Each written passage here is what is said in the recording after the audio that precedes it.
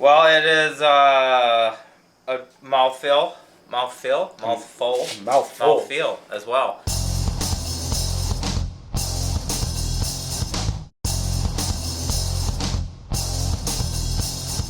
What up, everybody? Welcome to a beautiful day in St. Paul, Minnesota, in the increasingly messy garage of Chop and Brew. I'm Chip Walton, here with Dono, and we have something very special and apparently extremely limited.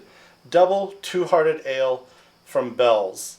This is basically, as you would imagine from the title, a double IPA version of their classic American craft brew flagship, Two-Hearted. Shout out to Keith Ciani. I was just thinking about him. Keith Ciani is our homie that you guys have seen on Chop and Brew, and he lives in Washington. I guess they don't get Bell's there? Headless Mumby. Yeah, every time he goes to Kansas, he packs like a separate suitcase just to get a bunch of Two-Hearted. But anyway, so this beer was announced a couple months ago. I put a call out to a bunch of local liquor stores, and Fitty, our homeboy Fitty at Thomas Liquors in St. Paul, show him respect if you're ever in St. Paul looking for some goods. He gave me a call back. I even forgot that I gave him my phone number. And I was driving along and saw on the phone Thomas Liquors was calling me. So I pulled over. I was responsible. Pulled over on Minnehaha Avenue, and Fitty was like, "Chip, I got your double Two-Hearted. I have 2 cases. 8 6-packs allotted to this rad store in the Twin Cities." So I went and I got 2 of them. I wasn't going to be a hoarder and pick up like 4 or 5 or 6, you know. 2 what? 6 2 packs? 6-packs, yeah. Oh. Which you could argue is hoarding to some extent. You could. But shout out to Fitty, Thomas. Definitely shout out to Bell's, y'all. What do you think of this beer? It has a decent amount of bitterness. Light alcohol, warming. Hop flavor. Is it going to be the Centennial then? I mean, probably. It's all Centennial. So, I don't know how you describe the Centennial flavor. Sometimes they say like orangey and stuff, I think, but I don't really know if... I'm getting a lot of the pine side of it here. It's 11% alcohol. Everything you love about classic Two-Hearted, but now double. 2.5 times the amount of Centennial hops. Intense pine and citrus, resiny hop aroma, rich malt character. So 11%, shelf life of 3 months. It's really tasty, and this is a beer where, even though it's kind of slightly hot, there would be no great point to age it. You know, I mean, you just want to drink it. And now I just thought of what it kind of reminds me of, a little bit of some version of Hop Slam, which is another big Bell's hoppy beer. Yep. But in recent years, people will say it's sweeter than it maybe used to be. Honey malt sweet. But it used to be, and maybe this reminds me of that. And also another one I thought of is the Surly Abrasive, and that one might have more of an Todd, aroma. honestly. Well, I don't know how big Todd is, but it's about this tall.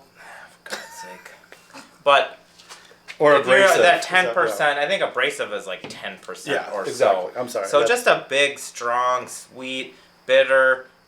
This is not a New England IPA. This is not juicy. Nope. In that way, it's just pretty bracing and bitter, but it also does have a really delicious it's got a firm malt character too. I mean, so they say 3 months shelf life. I think that's because they want you to enjoy it while these hops are huge. But this to me borders on American barley wine as it is. I think a year from now, 6 months from now, a year from now, this will still be a great drink.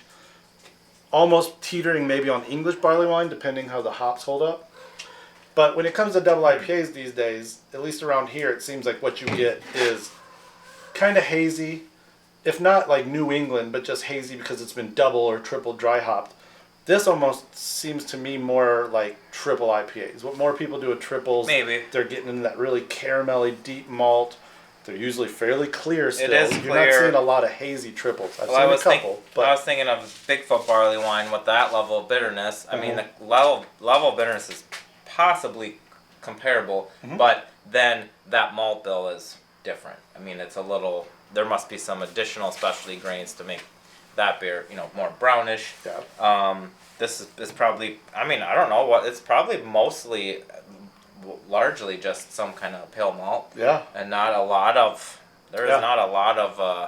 kiln malts. Just like the OG, the Two-Hearted, the same thing. Well, the Two-Hearted, I think, is a smash beer. I'm not positive. I think there's C40 in it. Okay. Because the Dead Ringer kit at Northern Brewer has like a pound of C40 in Is that the mix. for Two-Hearted? Or is that for... To the point where, there was like a cease and desist over it back in the day. For Dead Ringer? Because it used to be called Three-Hearted. Yeah, and Bell's right. was like, okay. no. So we called it Dead Ringer because apparently we did a good job. Well, I see. This wasn't the point of this video, but by the way, there's now a double Dead Ringer kit at Northern Brewer.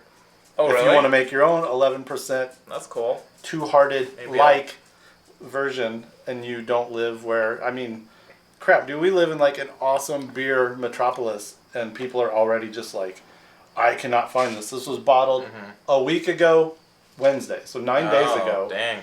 And it's already gone most places where people have it. So I'm not usually a whale chaser, but this was one where I was like, I would love a double version of Two-Hearted. A Four-Hearted. Chip loves the big IPAs. He can't be stopped. I don't. He goes around town. I saw him push down some young boy that was trying to buy this stuff. Get out of my way, son. Get out of my way, kid. Jeez. Start with a session IPA and What's he doing, fool? call me next week. Yeah, I mean, thanks for sharing. Yeah, we thanked Thomas. We gave shout out to Bell's. We unexpectedly plugged Northern Brewer. We drank an 11% double IPA super quickly before we both have other things to do. Friday night, yo. Does have a lingering bitter finish. The IBUs are present in this beer. Yeah, it's nice. It's good. Resiny, like top to bottom, front to back. And I noticed, like, definitely the other day as it warmed up, the warmth comes out big time. Right. Yeah, this would be one where I wouldn't sit around for 45 minutes, sipping on it. Just maybe for that reason. I would think maybe the opposite. Sometimes it's like nice to have that transformation, but I just don't think I could keep this before. I just think it would get a little boozy. Like it might get more boozy. So my bell has been rung. I'm out too. He's about to be out. Let us know if you track down Double Two-Hearted, what you think about it. If you brew your own version of it, let us know what's up. If you be drying your own hops, let us know what's up with that. Chop for chop. Brew for brew. My hand smells good.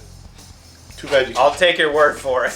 Take your word for it. 6 foot hand smell. That smell my hand thing ain't falling for it. Ain't Never doing had it. someone say, smell my hand.